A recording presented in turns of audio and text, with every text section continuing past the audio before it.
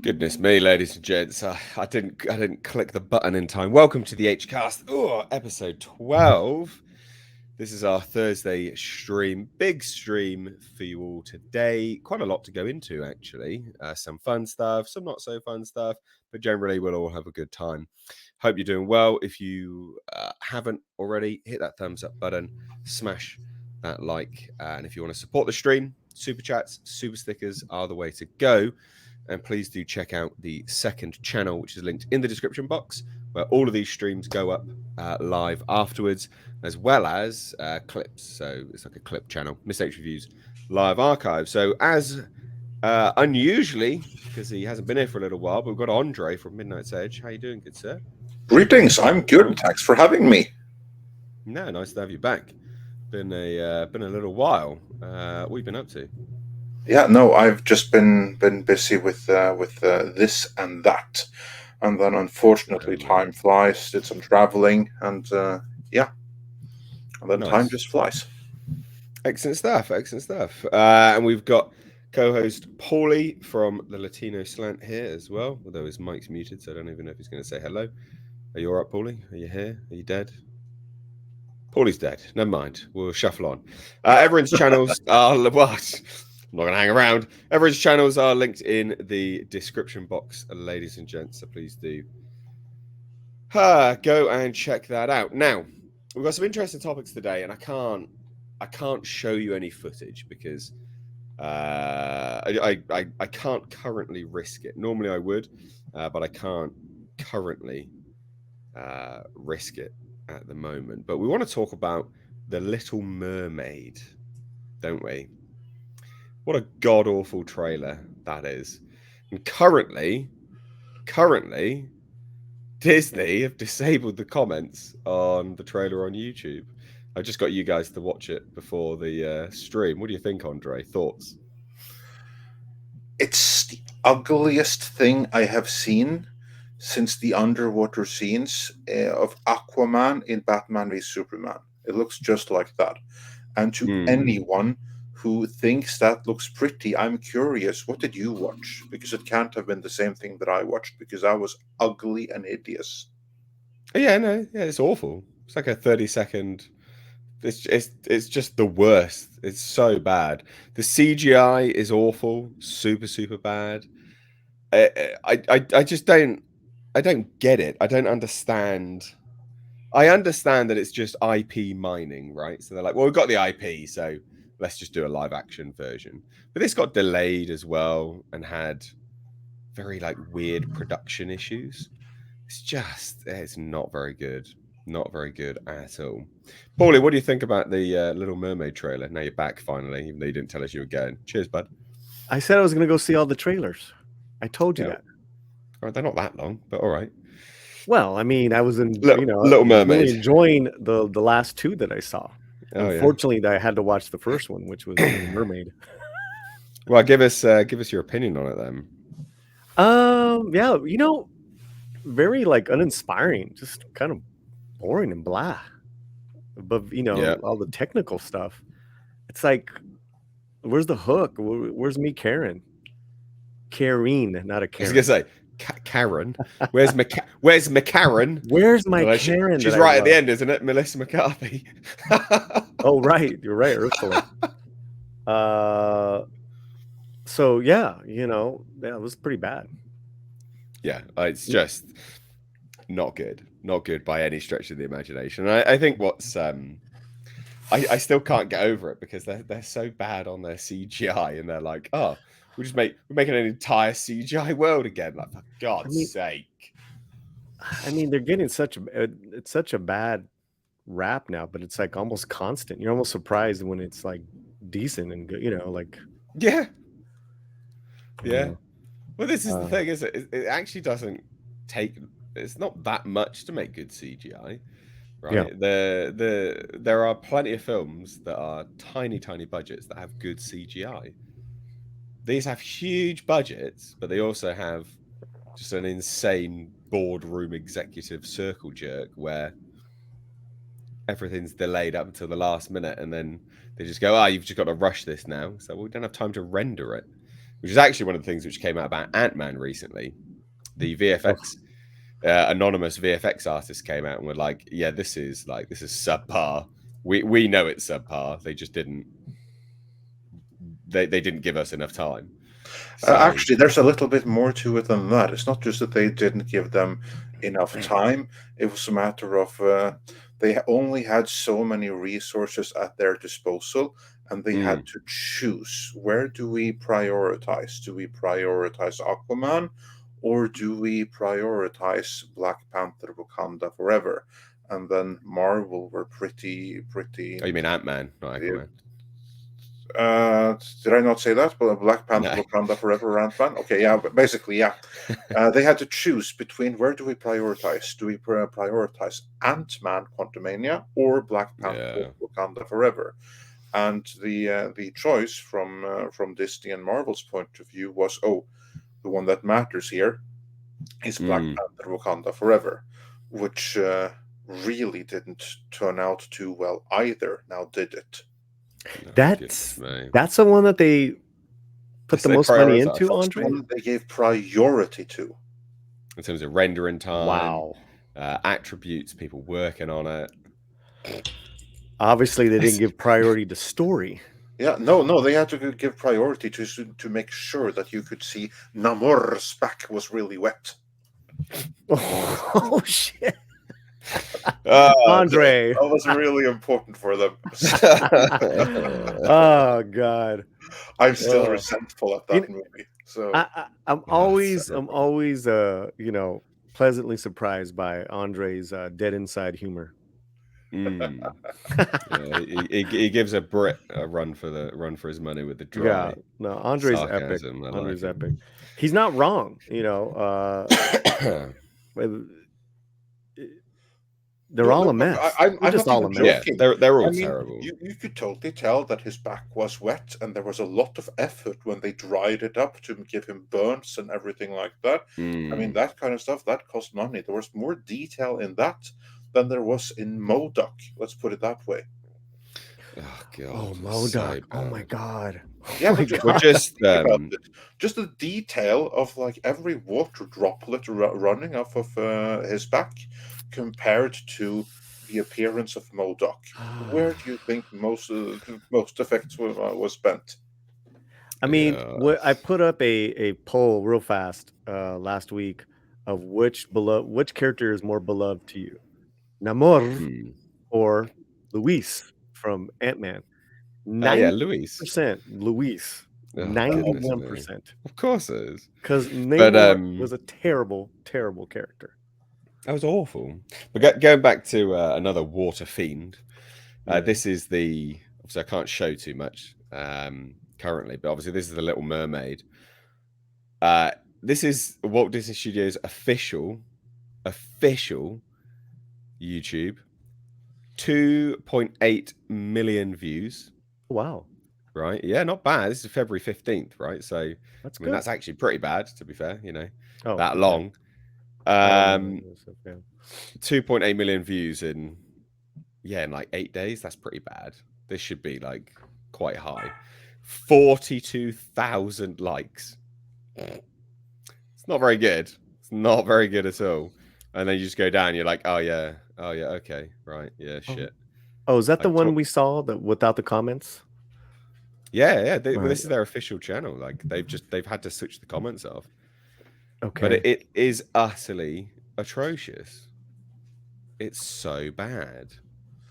I'm honestly not surprised because I mean it's technically not a trailer, it's just a teaser since it's so short. But for being so short, it showed us everything we needed to see to be able to know that this is going to be a disaster, that there is no salvage. I mean, even the music, maybe the music would have been fine on its own, but in conjunction with the imagery, even that is just awful. Awful. If you want to share my screen. Yeah, there you go. I was like, share my screen. How many dislikes? I have the app. I put that in a while ago. Look at that. Look at that baby. How many is that? Read it out for those that are not watching. Okay, you have 42,000 likes, 358,000 Fucking dislikes. hell. So basically, that's a 1 to 10 ratio, more or less. Wow. Wow. Wow. Wow. That is not That good. is so bad. That is so bad. Man, that's so as soon as you had yours up and you didn't Wow. have your thumbs down, I'm like, oh, let me look at mine because I know I have that Yeah, app I need to running. get that because I use Yeah, no, that's all Oh, no, right. I do, yeah. That's why That we is have so bad. That is a big oof right there. That is a big oof. And this is turned off, of course, like you said. Yeah. Well, this is the thing. So, like, going back to this, like, even this even this probably isn't an actual set. Mm-hmm. It's just all there's nothing tangible about it. It's all utter garbage. And here's your Karen at the end, Melissa McCarthy playing Ursula. God. Which isn't the worst casting if you had to do a live action version of it. Let's be honest. Well, you know But, what? It's pretty inspired casting, to be fair, isn't it? Like, yeah. I mean, you want to get honestly, anyone gross and disgusted to play Ursula? honestly, that's Yeah, probably Melissa the best McCarthy. shot of the entire trailer. Is that right there? Oh dear.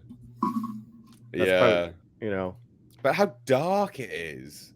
yeah, Like, it's a little what are dark. they doing? Again, it looks just like the Aquaman, like this Aquaman test shot, which was Yeah. made in conjunction with like Batman v Superman and Aquaman, which was just from Zack Snyder. Which actually, I'm thinking about the texture. Yeah, sorry, I'll be clear here. I was thinking about a test shot that was leaked online, which wasn't from Batman v Superman, but which was from Aquaman pre-color timing. So it was Right. Zack Snyder's color palette. The original palette was planned for Aquaman, Mm, which wasn't used in the final movie because they brightened that up. But yeah. still, it looked kind of like this. And I have to say, I think at all of the underwater scenes in Aquaman, although I did have fun with the movie, were freaking hideous and Yeah. awful. Well, That was awful. This also reminds me of like the underwater scenes in Wakanda Forever, which Thank were you. also pretty awful. Thank They you. were And so let me just add to dark that. and crap. And someone's alluded to it in the chat as well. After seeing Avatar 2, they all just look like they were filmed in caca water. Yeah, true. I mean, let's just be real. Yeah, I'll give you that. Yeah, I'll you're give not you wrong. that. I mean, Well, our RPR says the teaser for The Little Mermaid from 5 months ago, 1.2 million thumbs up, 3.4 million thumbs down. wow. Yeah, That's huge, man. That was not universally received well. No, not at all. Not at all. So I thought we'd have a bit of fun with that as the opener, setting the stage. Because, of course, ladies and gents, if you critique it, you're racist. Okay? Bro. If you don't like it, you're racist. We everything we've said is not pertaining to the color of her skin, but mark my words, we're all racist here. Okay? You can say nothing to do with the color of anyone's skin, but if you don't like it, you're racist. So I thought we would just set the stage there because, of course, everyone's a racist. And I saw this and I was like, one, good God, who allowed this to happen? Because she looks utterly ridiculous. This is What promotion. the hell are we looking at? What are we looking at? What are we looking at? It is an interview about the Little Mermaid. Mate, From the face. honestly, I literally, I couldn't believe. I thought this had been photoshopped. I thought I was looking at Photoshop. So she signed off on and Disney. This is a look. She signed off on her being done up like this. Can I just say, for those who may not be watching, what this looks like? Take the actress Haley, whatever her name is, who is playing the Little Mermaid, and then imagine that Greta Thunberg is doing the picture, and she's trying to make a statement about polluting the ocean and dressing her in pollution, because that is what it looks like. I mean, it looks like you just found some plastic that was floating in the sea and made an outfit out of that. Honestly, this actually gets worse. This photo is one of the tame ones. It gets Oh my worse God. than this, genuinely. But obviously, like I said, because I wanted to set the stage and give actual criticism on the trailer and set that stage, because no one's mentioned her skin or anything like that. It's not relevant to the conversation, and yet that's what we've all said is commonplace criticism, and yet the feedback is, of course, as it always is, well, you're racist. Then you're like, does not compute anymore. That means nothing, and this is part of it. Halle Bailey knew that, as a black woman, her presence would add extra significance to her role in The Little Mermaid. What she didn't expect was the way in which her and Ariel's journey would run parallel. All right, then. So, taken from the new print issue of The Face, get your copy here. No. If this is what you choose to create, no. That is a shit rag publication. Awful. Awful, awful, awful. They start talking about the sort of casting process and things like that. My dad and my brother ran in and were like, answer your phone. So quick, answered it. It was Disney, Rob Marshall, director. Ariel, he said, presumptively crowning his new underwater princess. Am I speaking to Ariel? Well, that's quite sweet, to be fair. Cool, fine, whatever.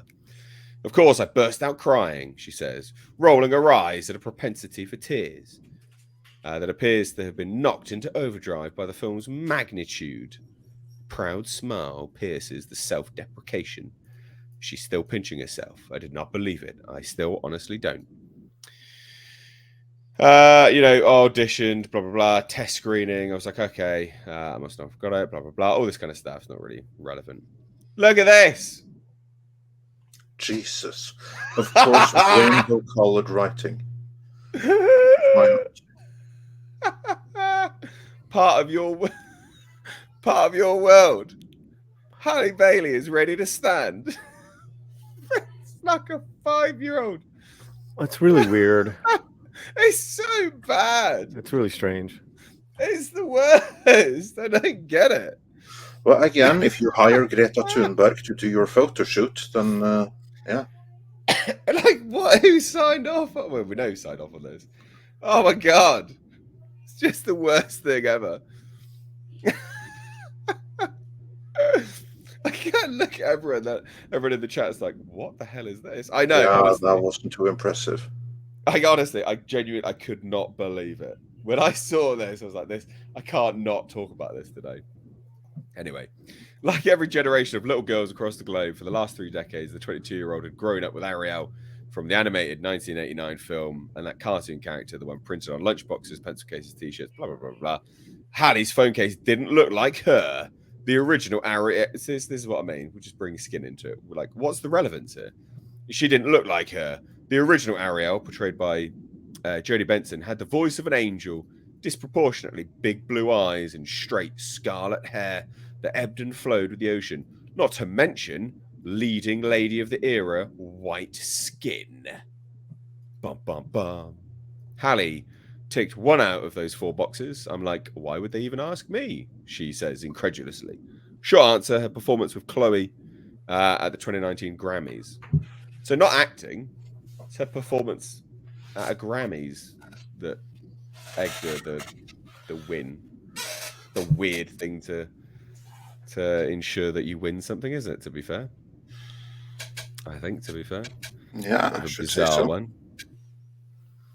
But they say this. What's beautiful about this version of The Little Mermaid is that it's a lot more modern. Guys, modern. Yeah, We love for modern modernization. audiences. Fucking modernization, says Halle. Although the original film featured Part of Your World, a quietly defiant ballad about bright young women sick of swimming, ready to stand, the overarching message wasn't exactly what you'd call feminist. Get all the buzzwords in there. Yeah. Ariel literally relinquishes her voice and drastically changes her body for the man of her dreams.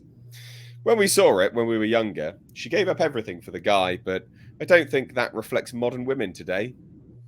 Guys, she's not going to fall in love. That's it. So now... No, of course not. So now it's more about finding freedom for herself because of this world that she's obsessed with. Prince Eric, the handsome, shipwrecked human for whom she gives it all up, is a cherry on top, but it's not all about him. I don't think it was ever all about him, was it? To be fair, it was all about her finding love. It's her choice to give it all up. Oh my god! Anyway, are you ready for some more shit photos? Because there's more. Bum bum bum. Oh my god. Yeah, again, I stand by this. Greta Thunberg making a statement. Look at this! What is this? Jesus Christ. It's so bad, isn't it? And is this for real? Is this for real? This doesn't look. Dolce & Gabbana, Hot Moschino, Masha Popova. Why the hell would any of these brands want to be associated with this? I'm gonna. I get that, like, fashion has, like. I don't believe this is real. It's real. I promise. I don't believe it. I promise it's real. I think I prefer the haute couture fashion of the 70s. Oh, wait a minute. You might be right. I promise it's real. Yeah, no, I believe you. I just wish I didn't. Oh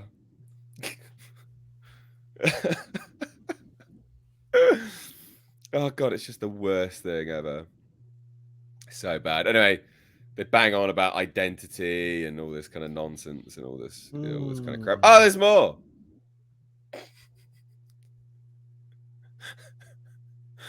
Yeah, looking like a good homeless activist. Yeah, well, it's got to be done, isn't it? So anyway, more than 5,000 miles away from her big sister gave Hallie the space for self-discovery. It was unfamiliar, intimidating. The scariest thing I've ever done, she admits, but ultimately, Hallie's grateful for the experience that age 19 coaxed her out from under Chloe's wing and into adulthood. I really got to be alone with myself and say, oh, this is who I am. These are the things I like and these are the things I don't like. And with that big sis watching her back, Hallie also learned to stand up for herself. I'm very protective of my family, but when it came to speaking up for myself, it was weird. I used to be paralyzed on the set of Mermaid. I learned how to say, this is what I need without feeling bad about it. I mean, you're the star. I'm sure you... Whatever. Oh, sure. I think she learned... But what she's saying is she learned very quickly that, yes, I can be a diva. Yeah. Oh, wait. More buzzwords. Divine intervention came in, ladies and gents. I felt like God was lining up themes in my life with the character. Ariel has this longing for something more. She doesn't quite know what it is yet, but she has to be brave in order to find it on her own. Being away from everybody for the first time in her life, I really love those themes of knowing that it's okay to be fearful and pushing through it.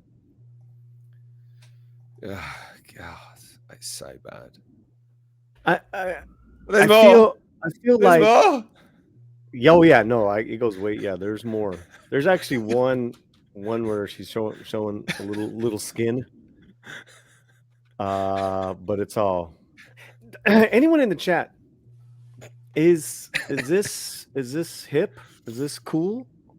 Because don't ask them. I looked at the face here, and I looked at other articles, and they seem very, like, God, they're so ahead of us. They're so ultra cool. Oh, I need to go wear a bin bag. Should I go put a bin liner on? Let's take this off. No, I feel like I'm missing something. I feel like cool, I'm not like I'm really old. And yeah, I feel like super fucking old looking at this. I'm like, Jesus, right, like I'm not understanding. So is it me? No, mate. I genuinely think this is just shit. You've taken a very, very beautiful woman. I think very talented. I wouldn't know that from this. No. Yeah, Polly, I can tell you exactly what this is. No, you are not old. You came from a time when you weren't being brainwashed. What you're seeing right here isn't made for you. This is made for kids growing up today who have grown up fully in the Gillette timeline and who know nothing but the insanity and who aren't inoculated against it by ever having experienced normality. Of course, you watching this, we watching this, because we experienced normal growing up. We recognize this for the insanity that it is. But this isn't for us. This is for kids. Kids who have grown up in insanity and aren't inoculated with anything normal to defend against it. Yeah. I'm not saying that's a good thing, but that is how it is. Gotcha. So they start touching on race, because of course they do. Hollywood first used colorblind casting in 1967 when Eartha Kitt took over as Catwoman from Julie Newmar in the first Batman TV show. But there were no examples of it in mainstream cinema until Morgan Freeman was cast in The Shawshank Redemption as Red, who was Irish in Stephen King's novella. Nearly 30 years later, the practice has picked up considerable momentum over the past decade as conversations about representation entered the mainstream and the industry's lack of diversity was increasingly scrutinized. But then that's not colorblind casting, is it, you dickhead? If it's picked up because of conversations, that's not colorblind casting, is it? Like, let's get real here. Come on. What about black cinema since the Well, mate, 60s? it doesn't exist according to these plebs. Yeah, so that don't worry never about happened. It doesn't count, and it never happened. I mean, the 90s was probably one of the best, really, decades for black cinema that really took off. It didn't happen. Oh, okay. All right, Didn't happen, honestly. Let me write that down. Yeah. History begun with the election of the Orange Man Bad in 2015, and before that there was a brief golden age with Obama, and before that again it was slavery and everything was horrible. Oh, the guy before the Orange Man. You mean Yes. the guy that deported more undocumented people than any other president? Yeah, that one. That was the brief golden age, and before that there was Namor would hate him. Slavery.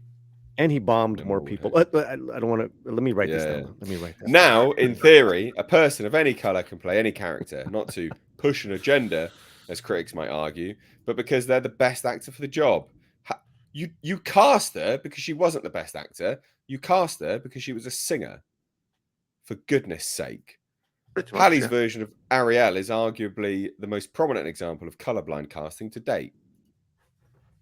No. I know people are like, it's not about race, but now that I'm her, but it is. People don't understand that when you're black, there's this whole other community. It's so important for us to see ourselves. Who's the leader of this community? And who's the us? Exactly. Fuck off, honestly. Here we go. That's why she wasn't surprised when the racist backlash began. First came the hashtag Not My Ariel, so racist, in response to the 2019 announcement of her casting, and a fresh wave of vitriol when the film's teaser trailer dropped last September. As a black person, you just expect it. It's not really a shock anymore. I mean, that's awful if you just expect it, but I'd also say that's an element of victimhood as well, quite frankly. She was never going to pay attention to what social media had to say. Anyway, when Chloe and I first signed to Parkwood B, that's Beyonce to you and me, was always like, hey, I never read my comments. Don't ever read the comments. Honestly, when the teaser came out, I was at D23 Expo, and I was so happy I didn't see any of the negativity. That's bullshit. All these all these modern stars, they're always on their phones, especially the young ones. Yeah, they live through them. Come on. I just honestly, and then she starts talking about loads of young girls chimed in. Bearing in mind, this will only be Americans as well. This won't be like there's not going to be like an actual black African girl tweeting out to Halle Bailey going, "Oh, thank you so much for being, Black Little Mermaid. That's my representation that I need." This will only be Americans because it's a uniquely Western thing, a Western black thing. Within hours, the teaser trailer dropped. TikTok was flooded with children. Yeah, exactly. Fucking TikTok. Flooded with children reacting to the first glimpse of Halle as Ariel, grinning as they gasped, pointing at the TV and yelled, "She's black like me." Painful. It just takes the sale out of any kind of like. Oh, there's more. Right. Yeah, I'm just saying, like, just let the work speak for itself. It's like, exactly. Because it's such a change. Like they made such a change. Like it is what it is. Let the work speak for itself, and you'll. It is entertainment, and if you've entertained people, then it's just like, oh wow, you changed all these people. people's minds. Maybe they were a little Exactly. ignorant, maybe they were hesitant, but it's majority is that it has nothing to do with your race. It's just such a drastic change. Yeah, which So is an absolutely fair criticism to come out with. Just go, oh, so why did you change that then? yeah. Asking that question, a completely fair question to ask. Be like, why did you change her? Like, that's not. It's not. It's not like you changed her from not a redhead to like a brunette. You change very, very, as you say, drastic change. So it's a fairly just and pretty timid response to be like, why'd you do that then? So no, I just thought this is a new thought. Let me ask you guys. Of all these drastic changes, my dog's going crazy. Where if the work wasn't great, right? Has there been an instance where they don't speak out against the racism? No, and that's actually the point that I wanted to hit as well. So yeah, you are of course right. They hit on the racism because they know that when this opens to the public, this work won't stand on its own. This Yeah, work on its own is going to be received every bit as well as the trailer for it. I yeah, mean, whenever we've had this kind of stunt casting, and they really try to highlight this particular aspect of it, and it gets slaughtered because everything is horrible. Can you think of one case, even one, where everyone turned around and said, "Whoa, this was pretty decent"? no, No, because there no. hasn't been any. Because the work never ever stands on its own in cases like this. Well, and we got to go way back, right? Well, I To quite liked. I liked that. I liked the Batman. I like Catwoman in the Batman. Loads of people didn't, but I quite like that. So well, Yeah, to when's each the their own. last time it worked? Like when the work spoke for itself, and it was such a drastic change. I think one of the best examples is Battlestar Galactica when they brought it back. Oh yeah. And then when we talked to Edward yeah, James yeah. Olmos, in his prep, he prepped it as a Latino guy, but he's like, I didn't want you guys to know that. Like that's interesting.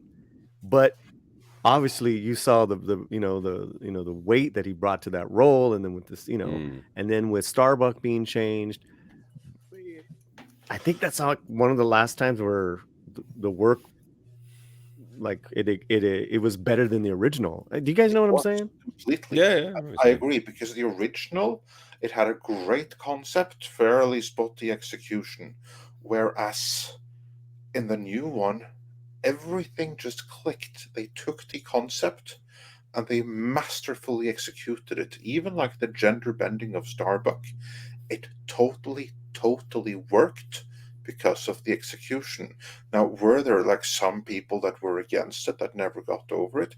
Yeah, sure, but they were few and far between, uh, and uh, and that's because Katie Sackhoff, she was just so good in that, and Commander Adama, that is one of the Mm, greatest captains slash admirals slash commanders there has ever been. mm. So much better than Lorne Michaels, was it? Yeah, In the Lauren Green. Lauren Green. I knew it was Lorne something. Yeah. And that's not a knock on him, but still, like Adama, and it was just so much more of a fatherly figure in a sense. Well, and in talking to him, he had said, my thing was that I didn't want to battle a monster. It's like I'd done Blade Runner. I wanted this to, it had to be about the relationships. It had to be about this character. And I mean, that's where what it should be about. But the And thing is, here, real quick, you have a very talented woman who can sing. So, I think she's, very, very pretty. It's like just, go literally kick let it ass all on speak for that itself. and let it speak Yeah, for itself. yeah. I mean, you are. Yeah, you're completely right. I think there are instances, right, where so this is the thing, isn't it? So it's a uniquely the response that they give is a uniquely uh, it's a unique response to when things have been changed to go you're racist or you're sexist or you're homophobic, all of that, right? It's all of those things when they're and asking for an example of where that's just worked and it's just spoke for itself. I genuinely can't think of any, but I can think of many instances where there are just female-led films or black-led films that are just great. They just are. They're just Yeah, great. they don't have, You and know, Sure. they don't have to promote it because they're just exactly. good in their own right. They don't promote it as that. They just go, "Here's a good film. Enjoy." They go, "Just enjoy this good film," and you watch it and you go, "Ah, it's a good film." Right. Literally just that, you know, Which they and tried to do with the Woman King, but it was so problematic that you actually had you have an amazing lead actor, and yeah, sure, but physically she was great. It just was a terrible story. It just wasn't well done, etc., etc. Besides the history, but yeah, you're right. What if they could have really written that Woman King like a Braveheart, like an Apocalypto, where we yeah. would all be we would still be talking about these films, like it would be in Mm. that echelon, but yeah, I mean, I think it's just a problem in general with Hollywood material, that it's a machine that just spits out But you know yeah. uh product with with all the SJW check marks. Exactly. Well, that is it, right? Like, especially with the Oscar situation at the moment, or any award show at the moment, is that you must meet a criteria. So when we talk about check boxes and tokenization, that's a very real thing, because to win awards, you literally have to have a checkbox. You have to have a checkbox of certain things, whether it be in front of the camera or behind the camera. And at the end of the day, when you do that, you absolutely shrink the pool of availability of talent. You because you're looking for talent within a specific criteria, which does it's just a fact. It will shrink the pool of talent you're looking for, because it has to meet a certain criteria. I mean, if I had to look for, if for argument's sake, like I'm looking for I don't know, a gardener to come and garden my garden, and they have to meet a certain criteria of, well, they have to be brunette, they have to be deaf, and they have to also be gay. I mean, that's quite a small pool to look at, isn't it? Right? Like, you are shrinking it down by putting arbitrary, and they are arbitrary checklists in front of it. It is ridiculous. Yeah, Absolutely those were some very ridiculous. specific requirements. But that's literally what they do here. You Yeah. have to have people in the LGBTQ. You have to have people that are disabled. Those are things which you do actually have to do. Well, I You think know? there's ways that they're getting around that criteria, because it's also like behind the scenes stuff, and Well, if yeah, it's that's like what I mean, in front and behind. But right, if there's you're one still shrinking person, down talent pool. but I think you're seeing that kind of resistance too on awarding and even praising a film like Top Gun, you Mm. know, and it's actually a very diverse cast. Yeah, but no one spoke about it. No one No one cared. talks about how It's diverse like, that it's a good cast film. is, That's the right? thing. Good films speak for And themselves. there is actual articles that put down Spielberg praising Tom Cruise. They just Oh my hate God. it. They hate it. They hate that something like this, like a Top Gun, could really did save the industry last year.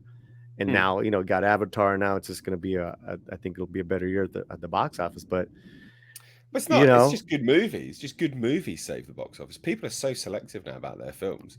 People are well, it's so sick incredible. of watching shite. Yeah. See, the award shows were always created, even about almost 100 years ago, Mm. was to clean up the image of the morality of Hollywood at that Yeah. time. And they started, and then they created the moral code, and they thought that this would be a good idea, as Yeah. far as but then it became, over the decades, this very elitist, competitive, let's vote for our friend. I mean, really, that's Yeah. how this person got in to Best Actor. Yeah. Um, Yeah. so you got to take that with a grain of salt too. It's like, they've added a lot more people of color in the Academy who can vote, Mm. but that doesn't mean shit if you actually don't have quality films of people who happen to be of color, Yeah, or those storylines, if those aren't getting greenlit. yeah. So Agree. what happens is, it takes a film like Everything Everywhere All at Once. I watched that again on Saturday. That's such a good film. Such a good So film. powerful. So powerful. But it Such was a good film. independently produced. It wasn't produced by Hollywood. No. It had the Russo brothers, but they went and got that money. It was made in peanuts. Yeah. But you have for Hollywood, for those criteria, which technically I don't think it starts for a couple of years. It hit a lot of check marks. Yeah, it did, right? But then with some circles it didn't, because it wasn't black. It didn't have the LGBT characters, even though it does. Yeah, right? yeah. The daughter. It's just it's like this mental ping pong that Academy members and love to do with this shit. Yeah. And then what do you get, right? You get something where Andrea Riseborough, whatever her last name is, gets nominated Best Actor for this role. So funny. And So all they're saying is like, well, that's white people doing that. White people could never, only white people have that privilege. It's like, what are you talking about? This woman's been acting for decades. She's well respected. Yeah. And it's not like there's a great body of work to look at and go, well, look, hold on a minute. Like, come on. And when it hasn't been a boys club in a sense, right? It's, you vote for your friends. Yeah. Viola Davis, Angela Bassett, they have the same connections at this point. Yeah, no, you're completely That's why Bassett got the nomination. She's probably going to win. Yeah. It just really gets too much. Where you're trying to please everyone, you're trying to check this and check that. And then, wait a minute, we forgot. We need to put on a show. Yeah. Anyways, I'm sorry, I went off. No, it's all good. Let's we'll just get. I think we've got one super chat that came through, so thank you so much. If anyone wants to support the channel, support the show, super chats are a really good way of doing that. So please do contribute. Get your question in as well. The Thursic Versus says, "I'm Cuban. If they were trying to represent the indigenous peoples of the Caribbean, they would have been closer with a girl from Prey." So, yeah. If they were trying to represent indigenous people of the Caribbean, they would have been closer with a girl. Probably. Yeah, I see what you're saying. That it's supposed to take place in the Caribbean, but Halle Bailey doesn't really look like she's from the Caribbean. No, it's the sort of vague Pan-Africa look. Is basically. What that is. She would probably be Afro-Latina, Afro-Cuban. Yeah, maybe. But what he's saying is that they probably look more like Amber Midthunder, who's just kind of like, dark features, tan skin. Yeah, totally. There's just that's kind of like that. Your kind of common Latina, that's more common than Afro Latinas. Not to say there aren't millions of them. I'm just saying that there's more that look like Amber Midthunder, but that's what they chose. Yeah. Now we're going to move on to our next topic, which is Liam Neeson slamming The View. Why? Because he was basically objectified and sexually harassed, and loads of people are fine about it. But he's like, well, no, that's pretty shit. You made me feel really uncomfortable. And the general feedback has been, "Oh, shut up, Liam. Whatever." It's like, well, hold on a minute. If that was a woman, there'd be an outcry, all right? And The View, I know, Andre, you've got lots to say about this, so I just thought we'd take a look at this first. Liam Neeson slams uncomfortable interview on The View, calling out bullshit segment about Joy Behar having a crush on him. The whole segment was about that. So Liam Neeson was made to feel uncomfortable during an interview on The View. The Marlowe actor made an appearance on the ABC daytime talk show February 15th and was not impressed by his segment. "I was in the dressing room drinking a cup of tea, turned the TV up, and I thought, oh, this will be great. They're talking about gun violence in America, and I agree that it's an American problem. I go on stage and join the ladies during the break, and I was congratulating them on this discussion." Neeson then said, And then our segment starts, and it's just all this bullshit with Joy Behar and Liam Neeson and having a crush. And I've known Whoopi for years and Joy a little bit, but I wasn't impressed. I'm uncomfortable in those situations, you know?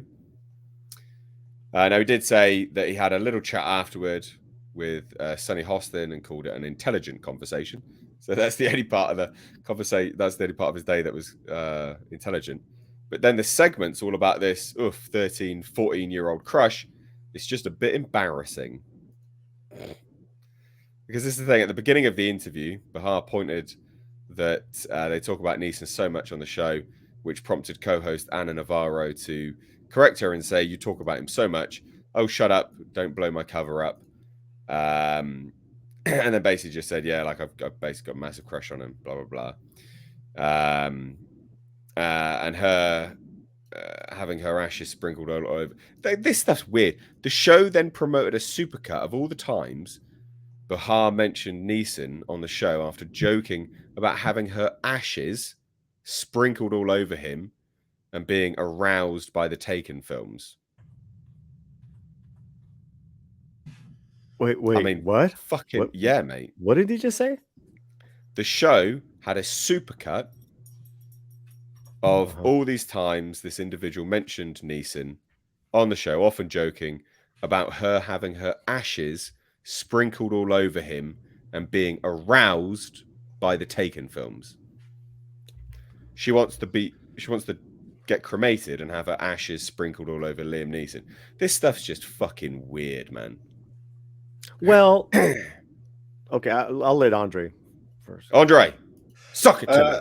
Yeah, sure. I don't really have too much to say about that thing you let me down. general, other than that it's the absolute perfect illustration of the extreme double moral of The View.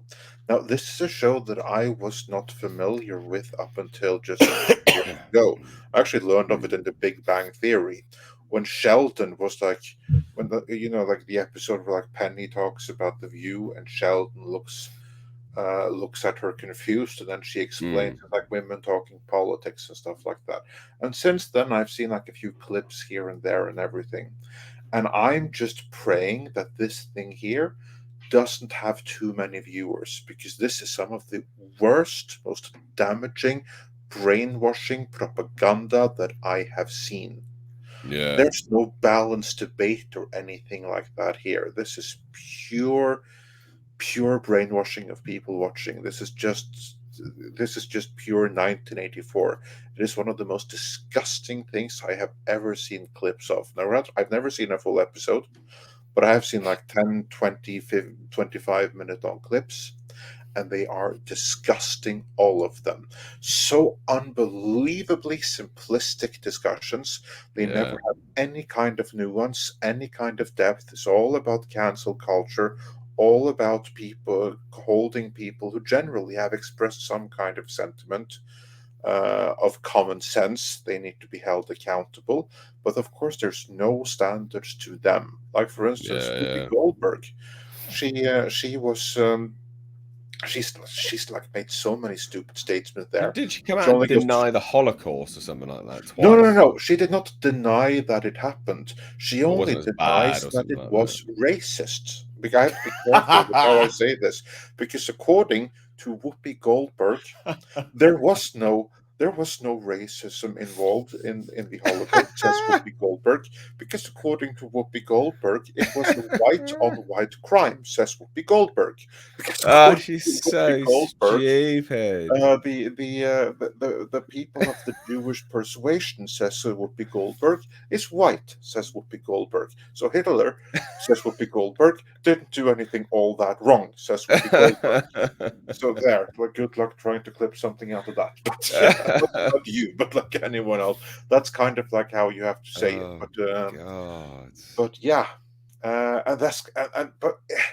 and she got like some minor flack for it. She had like set an episode out, but she wasn't canceled or anything, because I think she's she have to disappear for a week side. or something She's like like that. too important for the message and for the cause. So that, of course, is just something that we all have to like forgive and forget. Doesn't matter. And of course, like remember like the riots that were over this Floyd Mostly fellow and peaceful. defund the police and They everything. were, they were A lot mostly of them were like, peaceful. "What riots? That never happened." Just gaslighting everyone. There's never been Oh any my riots like god. there's never been like any race riots by black people. That's never happened. It's just white people that do horrible things on January 6th. Oh, you Uh, mean all those there's bonfires. It was just bonfires, those wasn't it? Yeah, during the the peaceful mostly protests? peaceful, I remember the the peaceful fiery but mostly protests. peaceful things. Yeah, Living here in that LA, never happened. no, I remember. Okay, so I remember not seeing black and brown men destroying my dad's business. Okay, and robbing and looting Yeah, next according door. to the View, you just dreamt that. That never Oh, happened. Uh, okay, and Yeah, they totally shut down all the businesses it didn't in cost that billions. never yeah. No, happened. you're just confused. All of that happened on January I 6th, and it was white apologize people with red hats. because both businesses are actually run by Latino employees. My bad, my Yeah, bad. That didn't happen. And Oh, if there was anything, it was very peaceful in how they peacefully shattered the windows and peacefully stole yeah, man. property. yeah. Okay, That was reparations. We just have to be bigger than that. gotcha, Yeah. gotcha. God, my I bad. mean, look, my thoughts on it all is just, the raging double standard is so prevalent with the View, just on everything in general, that it's not a surprise that they then went and did, expose themselves with a double standard with respect to essentially sexual harassment as well.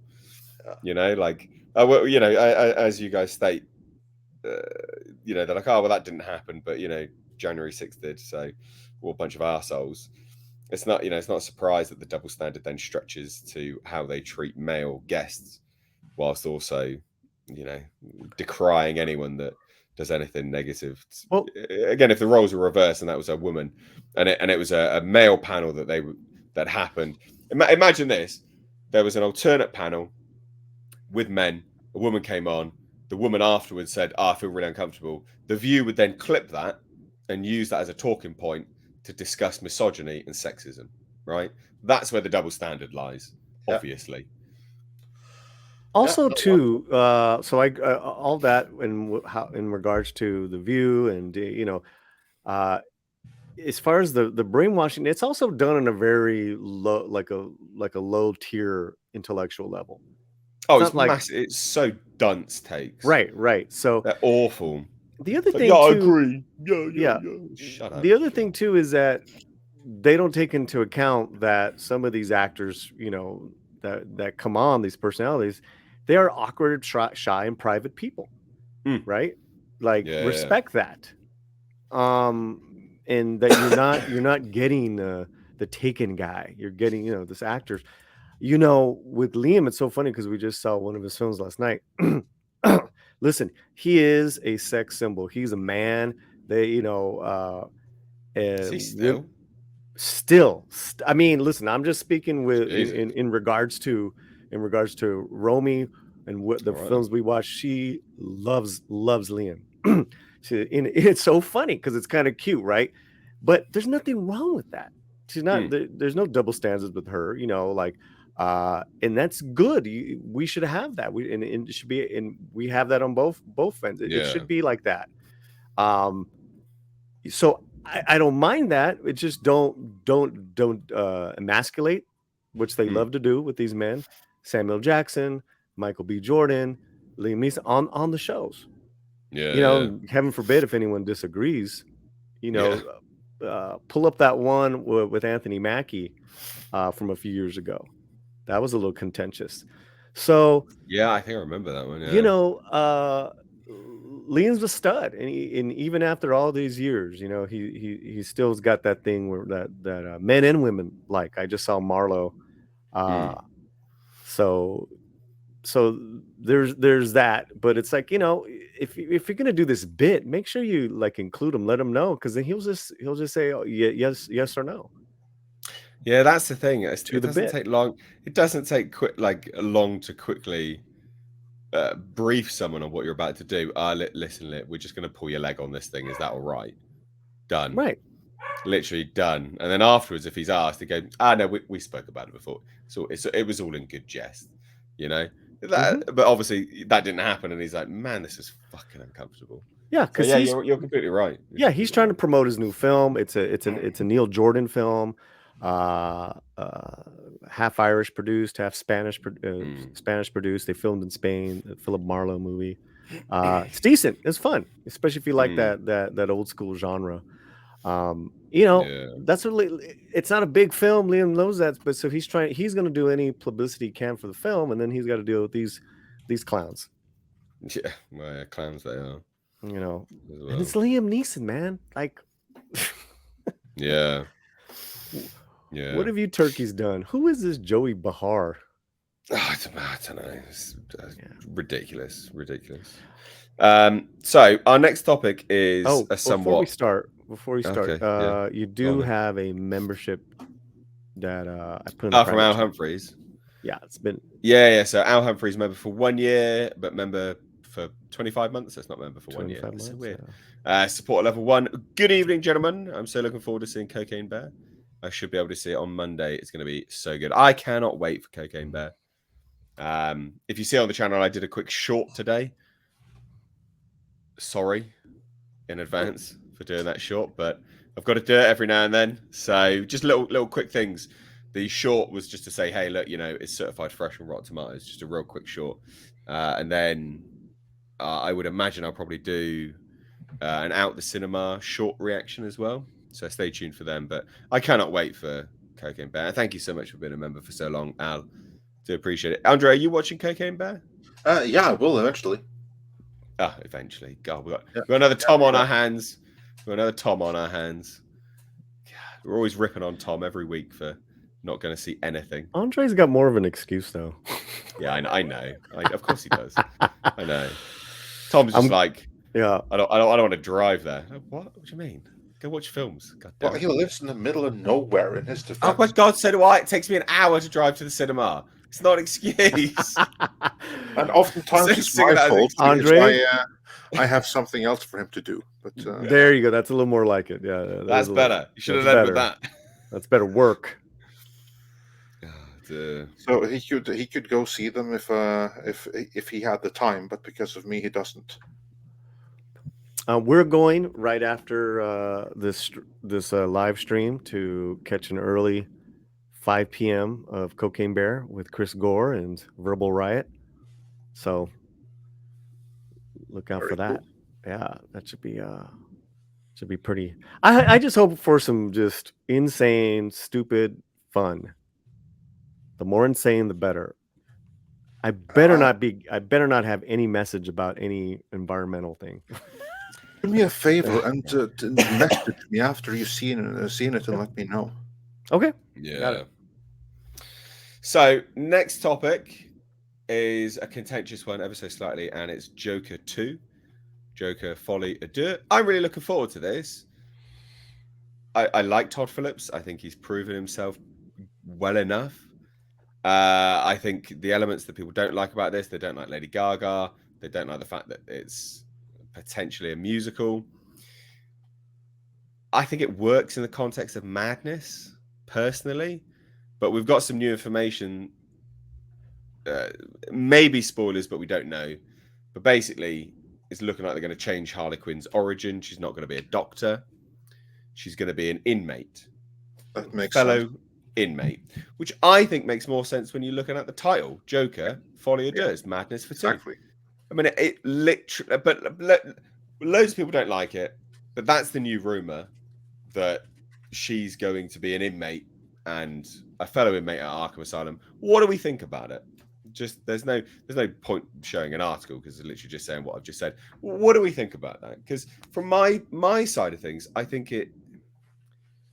Look, I'm not a fan of musicals, but music and musical numbers played a huge role in the first one. Huge role. The bathroom scene, the stairs. Music was massive in the first Joker, and I think because it was included in such a creative way, I think people haven't quite clocked it. They don't remember it, but it is the music of Joker was a character in and unto itself.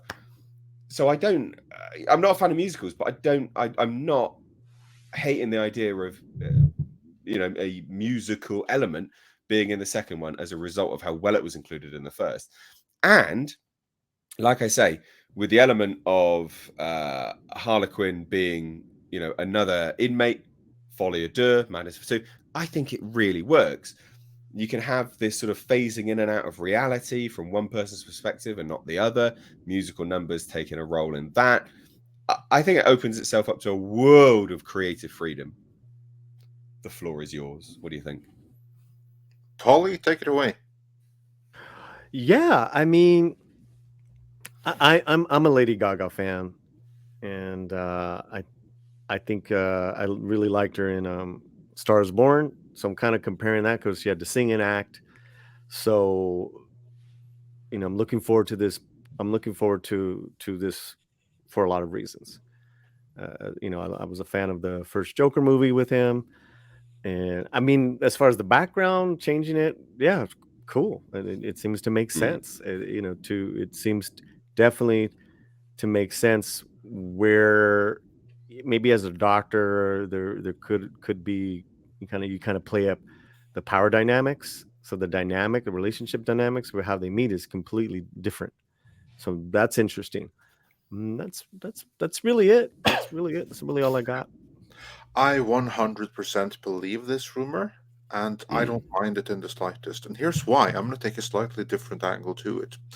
I see why people are upset by it, because the Joker has always been a great manipulator. That's a mm, big part of the appeal of the character and what makes him so dangerous. Case in mm. point, Harley Quinn. This was someone who was a psychologist or a psychiatrist or what have you, and the Joker, he has the history of like driving them nuts or something like that. That's certainly what he did with Harley Quinn. She was there to Yeah, treat him, and he was able to manipulate her into doing his bidding and becoming his girlfriend and what have you. Because that the Joker of the comics, is a master manipulator.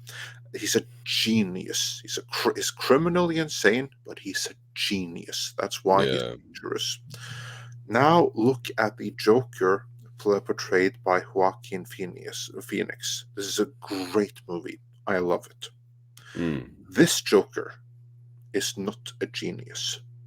This Joker is not a manipulator.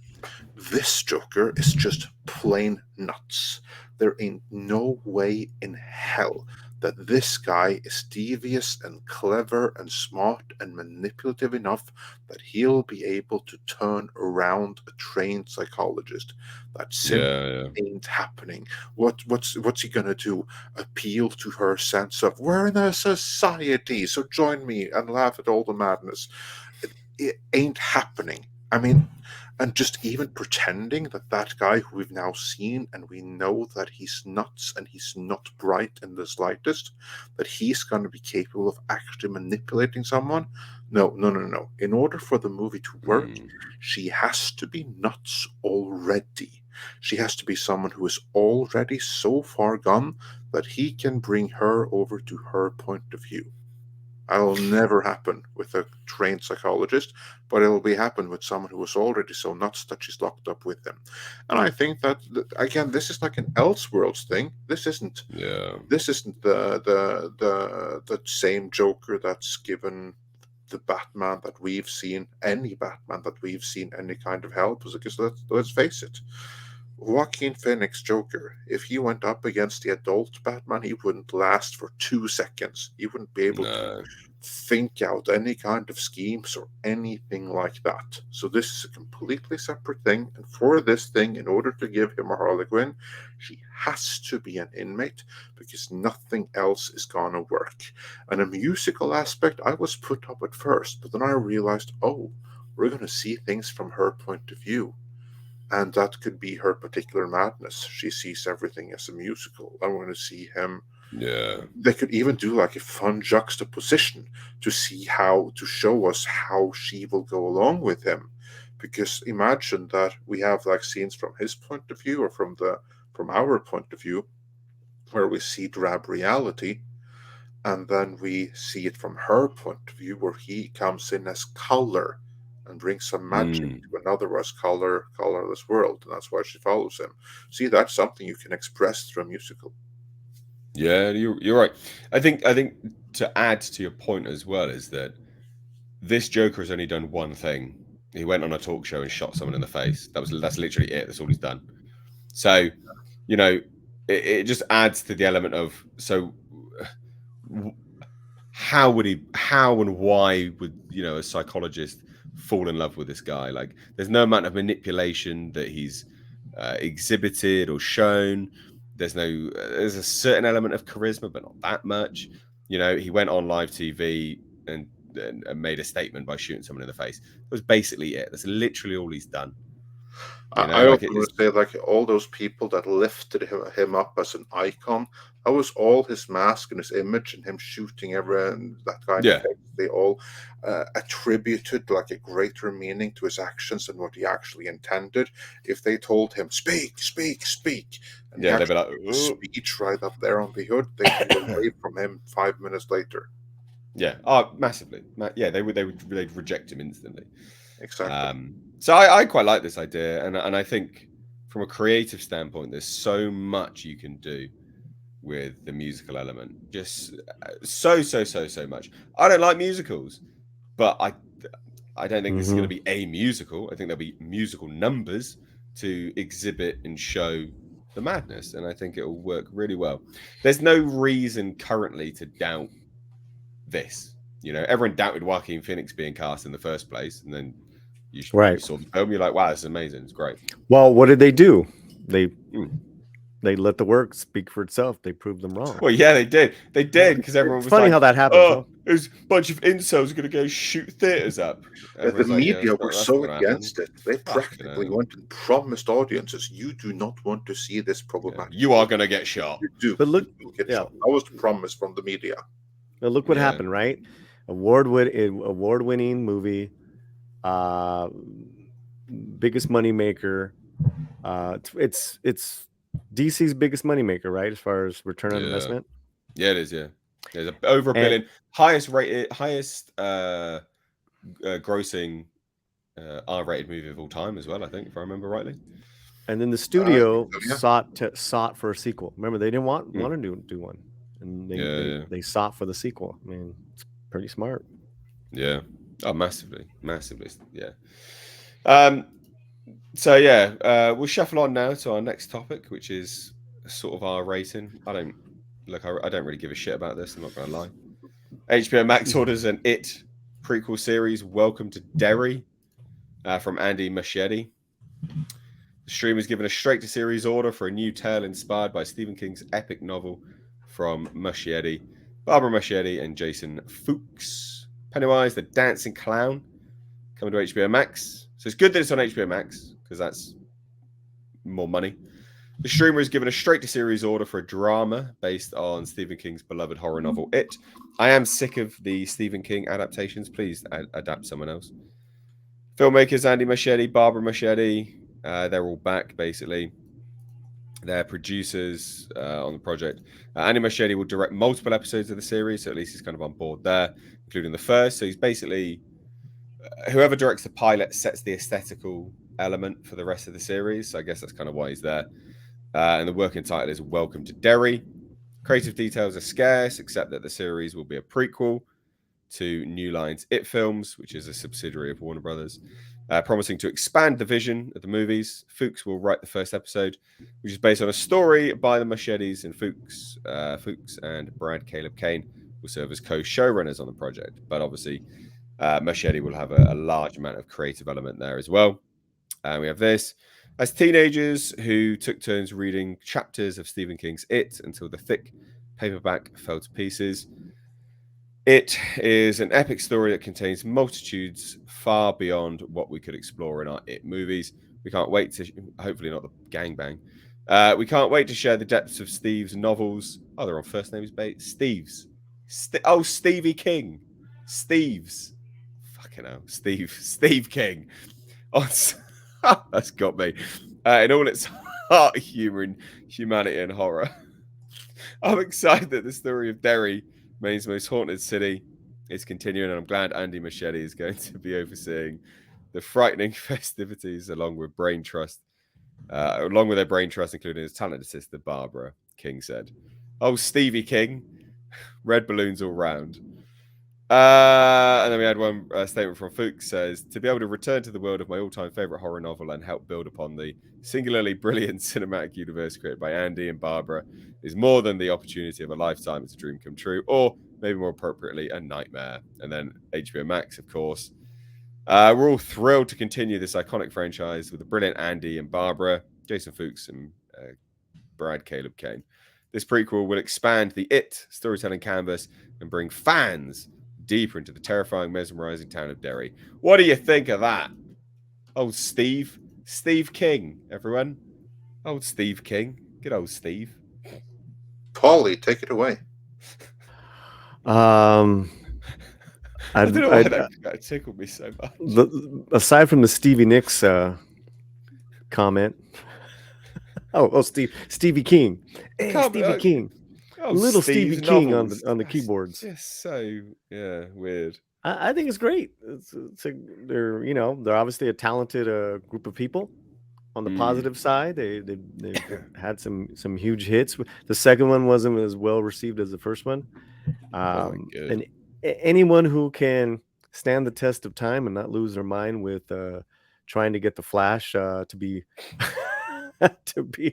what the poor man what this guy's had to deal with, right? It's like let's get him some other work, man. I'm talking about Andy Muschietti. That's probably how they kept him on board. They were like, "Look, mate, we'll give you this project. Just fucking knuckle down, all right? Batten down the hatches." So I think, I'm a fan of I'm a fan of Muschietti, and we'll see. That's that's all I got right now. As for me, first of all, I will say I find Stephen King to be extremely, extremely overrated. Hugely. He's a great ideas man. He has some really, really good ideas in his books. Having read a few of them, I think he's a really overrated writer. Like there's like no lyric to his words or anything like that. It's just the idea and it's expanded. That's why I like his short stories, because like most of his ideas are like fit for short stories, and some of his movies are a little bit so. Good point. Now, as for It and the It remake, because that's what we're talking about here, and the prequel to that iteration of It specifically, shockingly, as some of you may find, I'm all for it. Because when I saw it, like I wasn't that taken with the second movie. I thought the first one was actually really, really cool. And hearing like the history, I was like thinking, there's a story. I would not mind seeing those earlier things that we heard about, and now they're doing them. I don't mind this. I mean, when it comes, I may very well check it out. Like I can live without it and everything, but since it's happening and it was a cool concept, I wouldn't mind revisiting. And I didn't grow up with the It miniseries, so I don't have like any kind of like nostalgia for it or any kind of like belief that only Tim Curry can be that clown Pennywise or whatever his name was. I thought that the Skarsgård kid was shockingly good as the clown as well. Like I wouldn't mind seeing that iteration work before. I mean, some of those scenes were really, really creepy. Like I like the detail in the first movie, how you can see like in the background the number of characters that the clown was that was just like staring intently from the background of their leads. Stuff like that, I liked it. And Muschietti coming back for a series, setting the tone for it, yeah, go for it. Yeah, I mean, yeah, I'm all for good adaptations and good content, right? Like, sure, if it's good, great, epic, whatever. But I still, and I will say it whenever something Stephen King is all announced. I'll always say, please adapt someone else, just because there is a wealth of horror authors out there that just other fantasy authors as well out there that have great works that you could adapt, and yet sadly are unexplored. So Yeah. a bit of a shame, really. But Rach, I'm curious, just on the topic of Stephen King. What's your favorite Stephen King adaptation? Adaptation. Or book, if you read enough of them to have like some serious thoughts on it. But generally, of adaptations and movies you've seen, which one was your favorite? Well, the Mist movie's not a bad adaptation. It was pretty decent. Yeah, That was Stephen King, wasn't it? that was Stephen King. The movie's better than the series was wank. I don't mind. I don't mind. I don't mind the movie. There was like a two-part. It's like a two-part TV movie I watched way back in the day. It was like the Fog or something like that. I cannot remember. It's set on like an island. The Perfect Storm or The Or Storm or Legion something. or something like that. Can't remember. I remember that as an adaptation being reasonably well, but I can't remember that too much. And it is probably the definitive at this point in time in terms of a Stephen King adaptation. The other stuff has been awful by comparison. In terms of like a big budget, something which has been well received. Yeah, like Storm of the Century. There you go. Yeah, I There's knew the it was one. something like that. Yeah, Yeah, that was a pretty decent one. yeah, that was. Yeah, yeah. The one which has been given enough money behind it has solidified itself as the definitive one. I don't think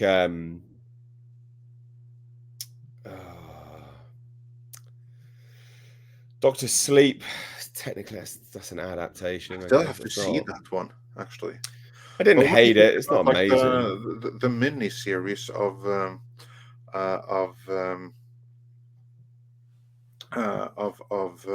what's it called again? Of The Shining that Stephen King approved, because they also made like a 3-episode miniseries Oh, I of didn't that. watch that. I've not seen that. Have you Okay, seen what was that? Is that good? I saw it when it Because was. he famously hates the Kubrick Exactly. Shining, He doesn't he? hates the Kubrick version and he loves like the new version, which is a more true adaptation of his book. I saw it when it was new. Mm, That was like in 97, 98. So I'd have to rewatch it because I only remember bits and pieces of it. And the bits I mm. remember are ironically the only ones that were from the Kubrick movie. So yeah, I Ah, really it's enjoyed Kubrick. That's why he's good. it. Yeah. That's why. Yeah. All right. Interesting. My favorite though is like Interesting. one that I think is really underestimated. Is like another like miniseries made for TV and movie, The Langoliers, because of the suspense and the build up in it. I think that one is brilliant. I And don't then think you I've get heard of that. like the Super Nintendo level visual effects towards the end there. It falls a little Oh apart dear. then, but up until that point, some of the best build up I've seen. I don't think I've seen that. Oh, I that's never really brilliant. heard of that. Oh, Christine's not bad. Yeah, I guess so. Someone says The Green Mile. Is that Stephen King? Green That is Mile's Stephen King. Green That is Mile's Stephen King, great. and so is The Shawshank Redemption is also Stephen King. One wouldn't think so, but both of those are Stephen King. Yeah. Uh, I'd say the Green Mile's is a superb film. Very, very yeah, good film. All and round good. also the Lawnmower Man in name only is Stephen King. I say in name God. only because the movie has literally nothing to do with the original Stephen King story, save the Mm. title, The Lawnmower Man. So I don't know why they even paid him for it, just to be able to call it Stephen King's The Lawnmower Man, even though it Yeah, has nothing probably. to do with Stephen King. People saying Tommyknockers. I don't really like that as a that it's fine. It's not that great. Yeah, I don't know. I'm aware that Paulie has had to step out briefly, so we'll move on to our next topic though, which is Stephen Yen joins Marvel Studios' pick in a key role in Thunderbolts. Okay, who do you think We, he might be playing? I've got literally no idea. Shang-Chi's brother, I guess. I don't know. Your guess is as good as mine with this one. Absolutely no idea. Yeah, I have no idea either, and what is more, I don't really care, to be honest, because there's one Thunderbolts team I care about, or that I thought was like mildly amusing, and that's not the one they're going for. Oh, who do you think then? The Thunderbolts team that I read in the comics was the one with the Red Hulk, the Hmm. Punisher, Deadpool, and Elektra. Oh, and Oh the yeah, well, it can't Leader. be any of them. That was actually a pretty funny one. Yeah. How they're all fighting against each other, whereas the one that they have that they're going for here, I've never read it.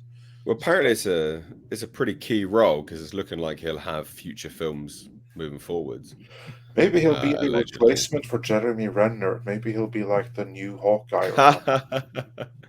Well, it's interesting because it's a good. So he's a good actor. I like him, and there's a good cast that he's working up against, right? So Florence Pugh, Sebastian Stan, David Harbour, not so much. Julia Dreyfus, Wyatt Russell, Ayo Edebiri. I don't know who that is. Hannah John Carmen.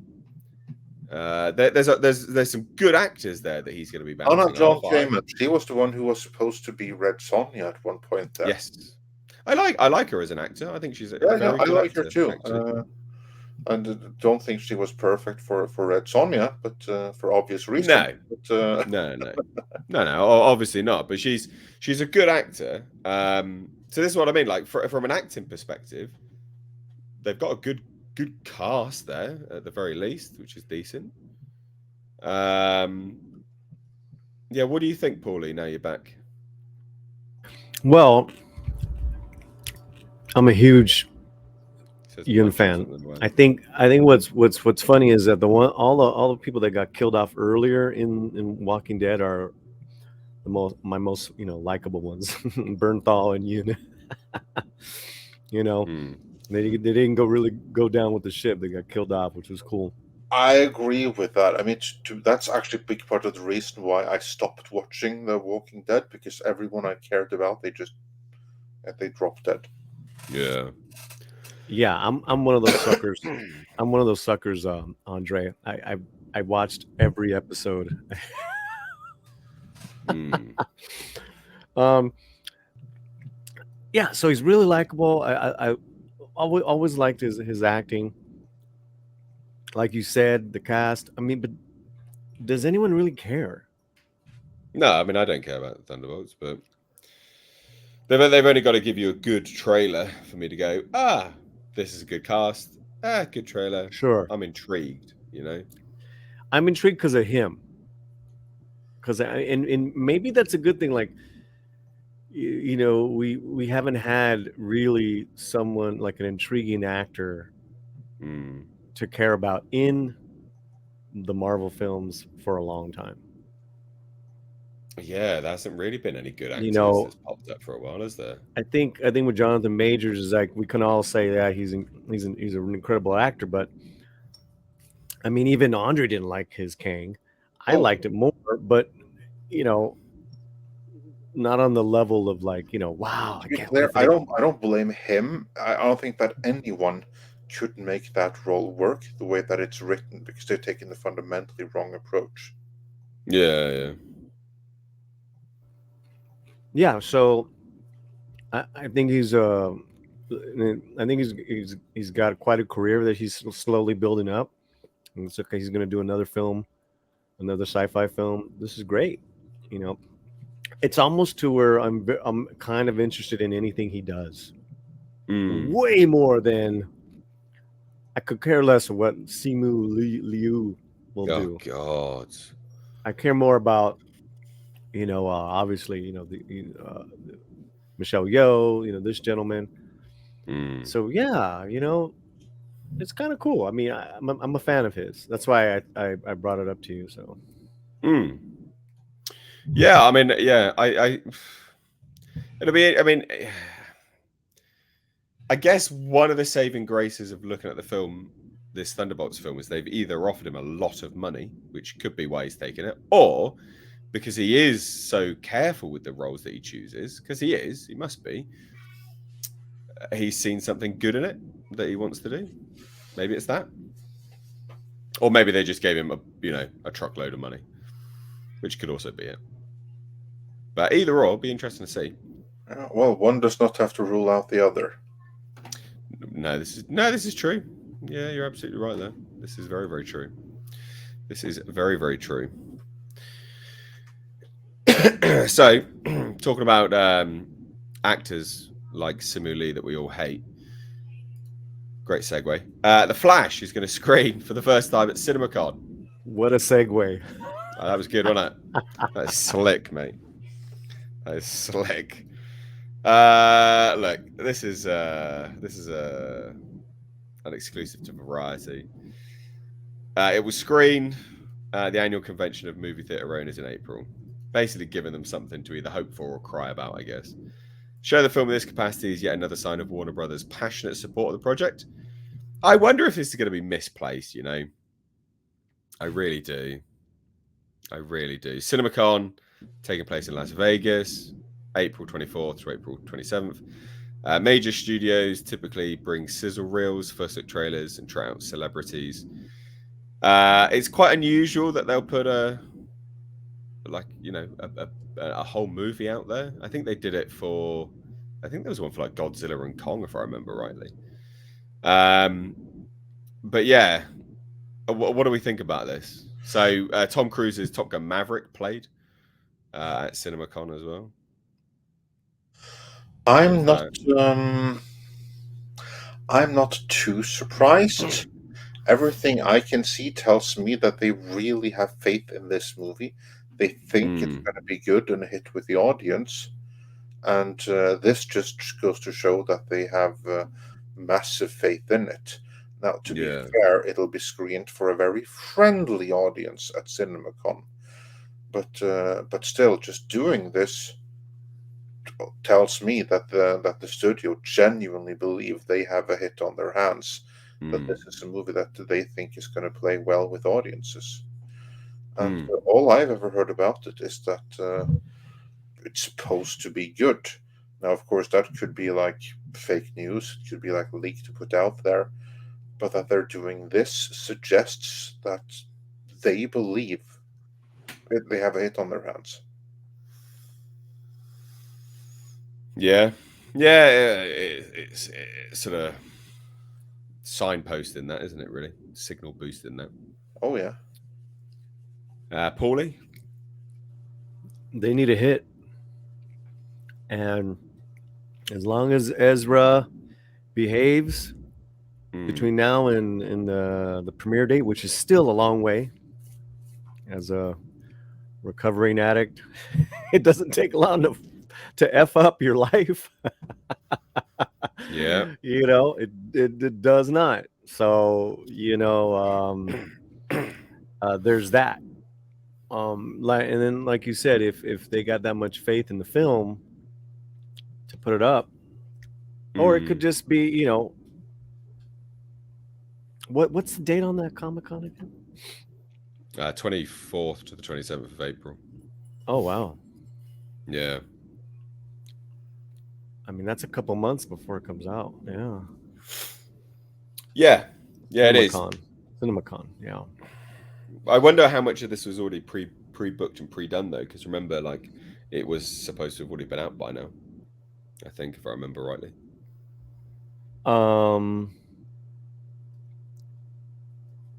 Yeah, I have no idea. It kept getting delayed, so terrible stuff.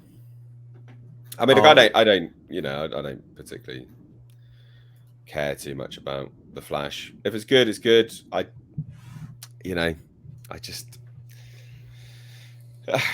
This will be the first time Ezra Miller is literally a they them on screen, so that'll be funny in and unto itself.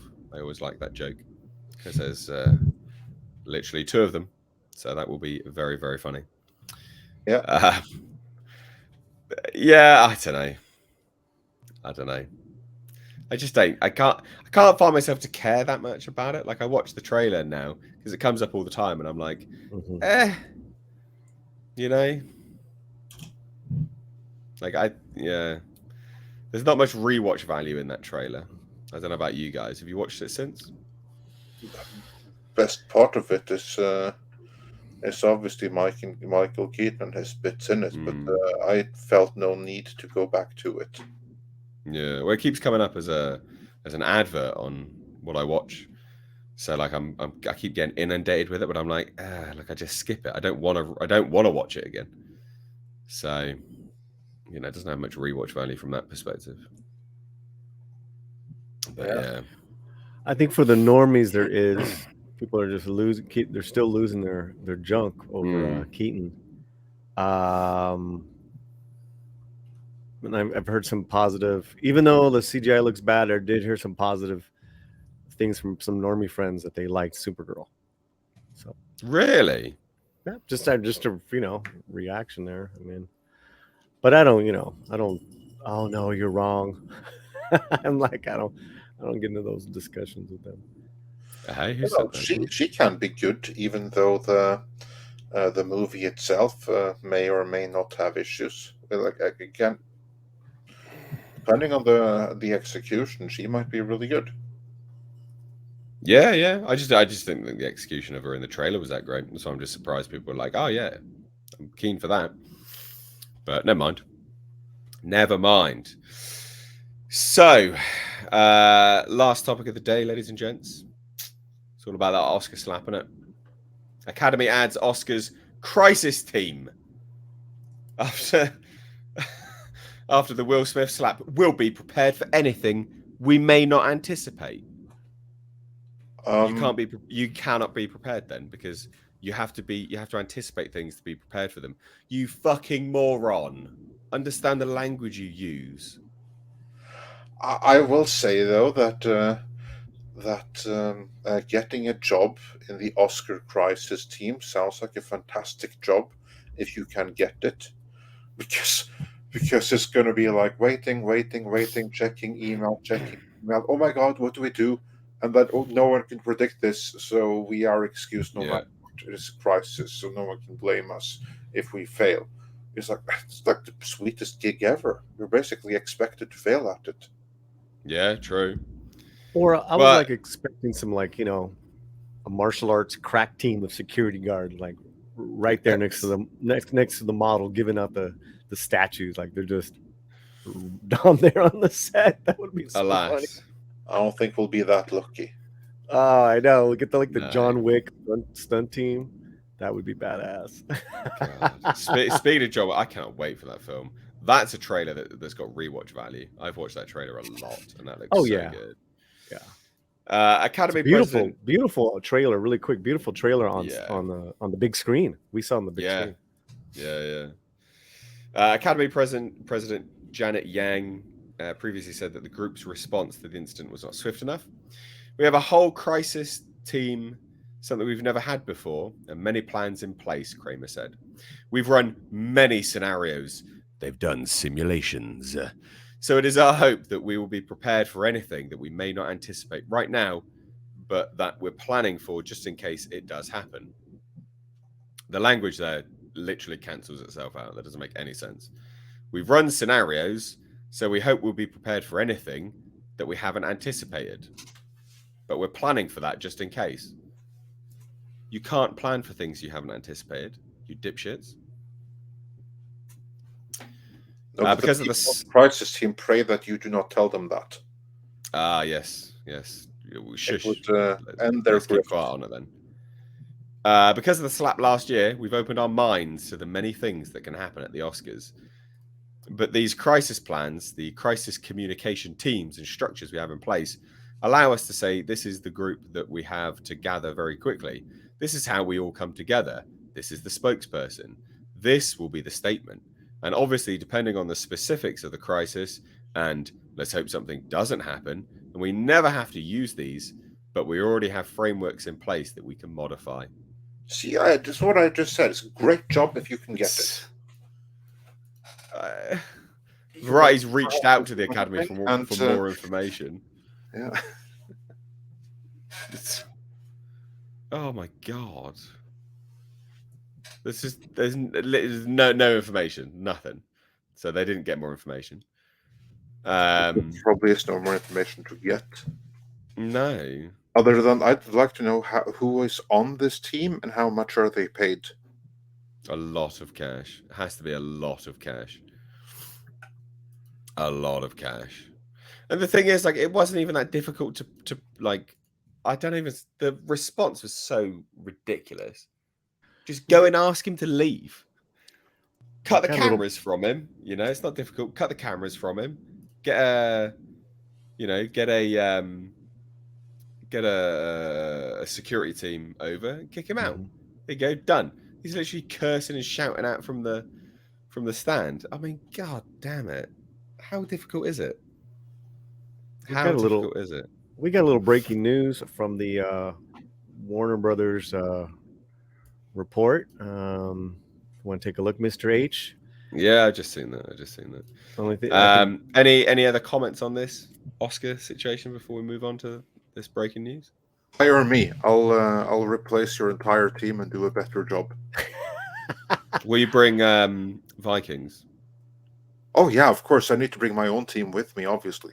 But will I want to be on the team. I'm a black belt. Yeah, you're all on the team. I'll kick some ass. I'll share that. I'll share that sweet cake with all my friends. Yeah, perfect. Can I dress like a Viking? Of course you can.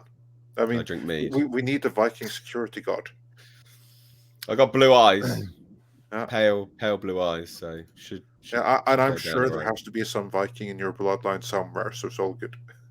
Yeah. Right. Breaking news, as Paulie just said. Yes. New Lord of the Rings movies in the works at Warner Brothers New Line. This is not a massive surprise because Embracer Group, when they bought the rights, which is so funny because obviously you have the likes of Amazon Prime buying the rights of nothing. They bought the rights to nothing. And Embracer Group were like, oh, we'll just buy all the rights then. Don't you worry about it. Basically, they can literally make what they want. They already said that they were going to make films, but it's interesting that they've paired with Warner Brothers and New Line. It makes sense. They've obviously gone with who they think will help them make the best material. The studios struck a multi-year pact with Swedish gaming giant Embracer Group, which holds the film rights to the property. I love this. When this news came out, it was so funny. Just to know that like Jeff Bezos bought an absolute lame duck in the Rings of Power. So Warner Brothers and New Line are going back to Middle Earth with the studio making a deal that will allow it to develop more Lord of the Rings movies. The multi-year pact with rights holder Embracer Group allows Warner Brothers to develop features based on J.R.R. Tolkien's Lord of the Rings books and The Hobbit. Embracer Group, the Swedish gaming company, acquired the rights to produce Lord of the Rings films, games, merchandise, theme park attractions, and live productions, literally everything, when it purchased rights holder Middle-earth Enterprises last year from the Soul Saints company.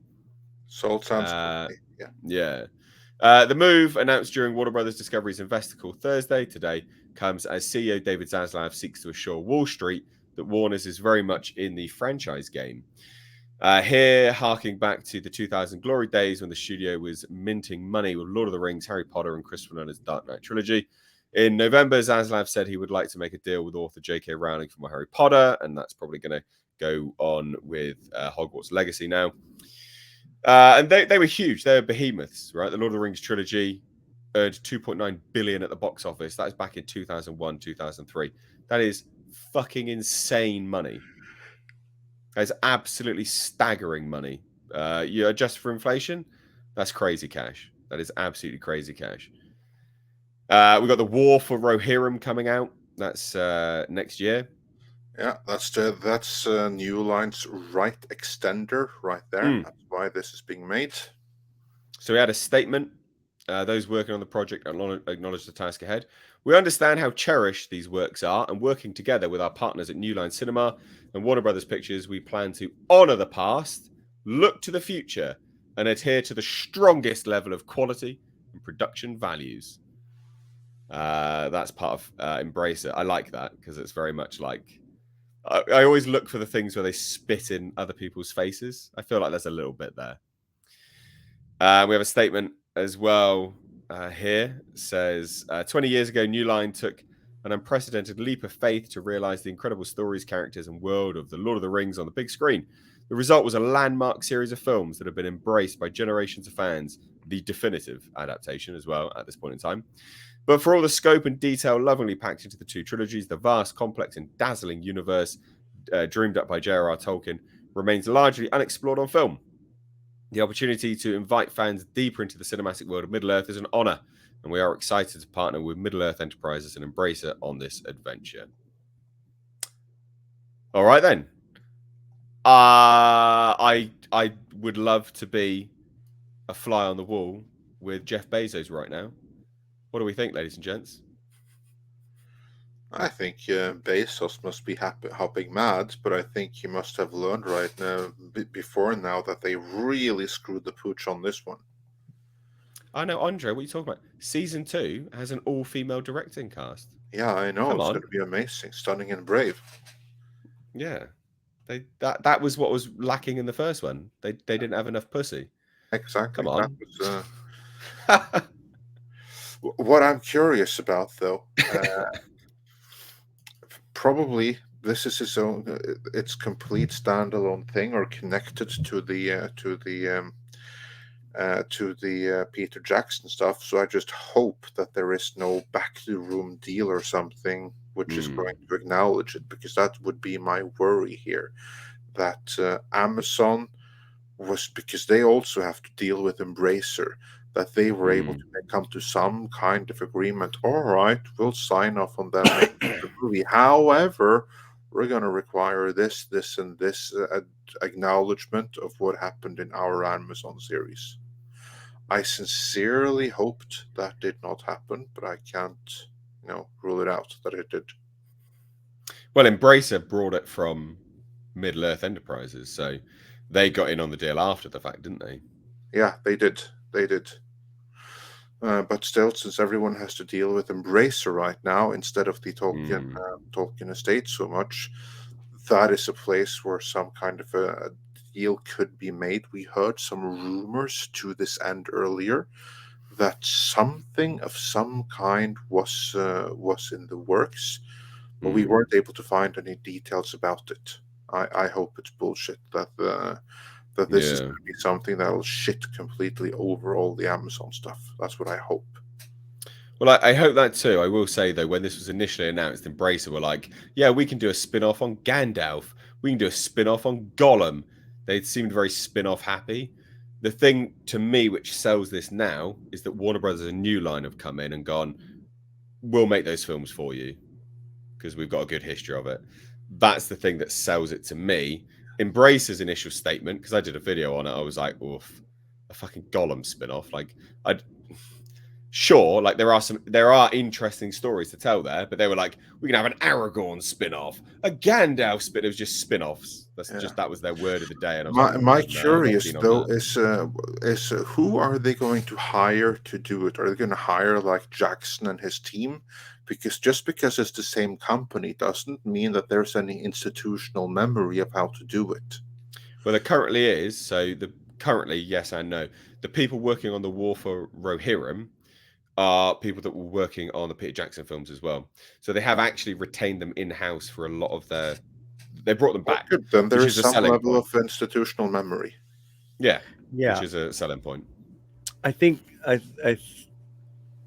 it's interesting right now, but what could win the Tolkien cinematic fans back is hiring Jackson on some sort of consultant or executive producing level, bring in some maybe Tatu, Guillermo del Toro, something along the lines of that. I think anything less than that, I think there's going to be a lot of apprehension from fans. Oh yeah, because the Amazon, but it is separate. So they do have a chance. They're not Amazon. Bring Tom Shippey in. Yeah, they're not Amazon, and Amazon is such a disaster.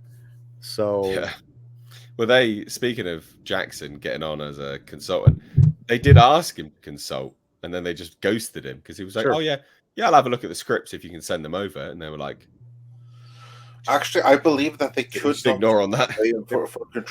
for contractual reasons, because remember Mm, that Bezos, he bought something of a lame duck when it came to the yeah, rights. That would have been one of the things that made it a lame duck. That he Yeah, mm, I actually agree with Andre. I think they probably spoke out of turn and then went back to the office and like, oh yeah, we can't. yeah, yeah, maybe, got to be maybe. 25% different, and it's not 25% different if Peter Jackson has any kind of involvement, that kind of thing. Mm. Well, I don't think that, there doesn't necessarily have to be. This can absolutely be connected to the other stuff because it's with Warner Brothers' new line. They hold the distribution rights to those particular films and that particular thing. Um, and now they've got a new deal with the rights holders overall. I'm sure they can. I'm sure they can just connect it if they want to. I And don't that's see what I'm why they thinking can't. too. That there's going to be some. Well, New Line, they obviously can connect it to what was before. Hmm. I mean, yeah, they can do that. The question is, would Amazon have tried to buy Yeah, into it? And I would not put that past them.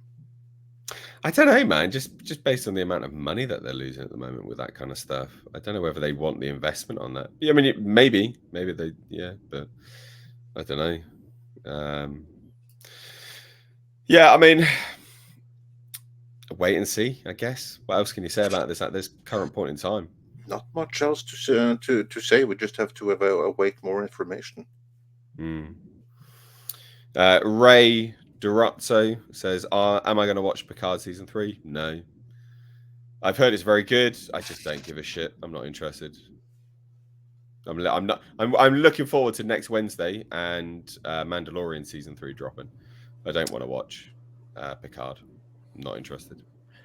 Hey, there is a new TV show on Joaquin Murrieta that's out on Amazon.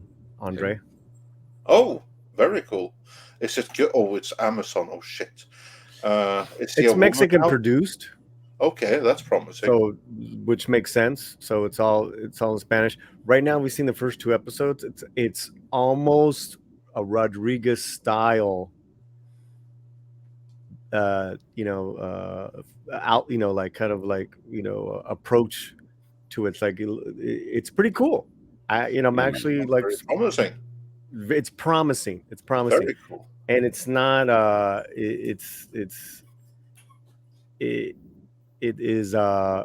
It's a different take on Murrieta, right? There Mm. with these other characters, but it's so far it's entertaining. It's called The Head of Joaquin Murrieta, and I will be doing reviews on that one, but we'll get you. Maybe you guys can check it out. We can all watch it together. Yeah, very cool. That sounds Yeah. very Yeah, I'll have a look. And that actually wraps up today's show. What have we got coming up, Andre? What are you doing? What's up in your world? Well, we just dropped a video yesterday on the fallacy of the streaming wars. Everyone check that out. Uh, Maybe tomorrow, Saturday at the latest, we have a video coming out on Cocaine Bear, actually, and Okay. how the director stupidly thought that was going to ruin her career, which is rich coming from the director of Charlie's Angels, the woke reboot. Mm. And then tomorrow we have Kamran Pasha coming to join us on the morning show to share some more Disney insights, which I think people will be very interested in. So yeah, that's what we got going on at Midnight's Edge for the next couple of days here. Excellent. And Paulie, Nice. what are you up to? Well, two things. I just put up a video this morning on Minutes de Espanol that Pablo did on the fandom fatigue. Yeah. Fantastic video. Oh my God, he did a great job editing that. That's up on Minutes de Espanol. And then I put one up on the slant on just this insane op-ed that came out in the San Francisco Chronicle. Not surprised. And a Chicano professor basically is saying that if you reject Latinx, you are transphobic. So they've Oh, they've gone that's the last step, right? That's the last step What? of academia from that, that mindset. Like I was waiting for this. It's like you guys are kind of late. All right, good. Mm. So I I did a video response on that, and I'm asking the professor to come on the slant and debate me, because there's just so many holes in this guy's argument. It's just, and where's the counter op-ed? There's no counter op-ed in the Chronicle, which really pissed me off. Yeah. So that's what's going on. Well, what I've got coming up is tomorrow in the afternoon, I'll be going to watch Cocaine Bear. So expect my review out tomorrow evening, as well as a short. Yeah, I'm doing shorts. All right, fucking sue me. Straight out the movie reaction. So you'll be able to see my car if you like cars. The inside of it, anyway. So that's coming up, and then just the general Dead Space remake playthroughs across the weekend. And then, of course, I also just want to say that Mr. H has a really sweet car. I can personally validate. Hey, you've seen it. You've been in it, haven't you? Yeah. I forgot that. Yeah. So yeah. Anyway, so that's it all. But thank you so much for watching, ladies and gents. Hit that thumbs up button on your way out if you haven't already. Stay tuned next week. HCast will be back. Oh, we got a quick one. Panel, I say this with a staunch record of heterosexuality. You guys have the 3 sexiest accents on YouTube. I'm off to Gualma and Papayons. Very cool. You're muted, Paulie. Still muted. I'm off to Walmart and Papayon. So funny. I'm gonna get some pizza. Thank you so much, Larry. Do appreciate it. Anyway, from me and everyone else, peace out. Take care. Bye-bye. Adios.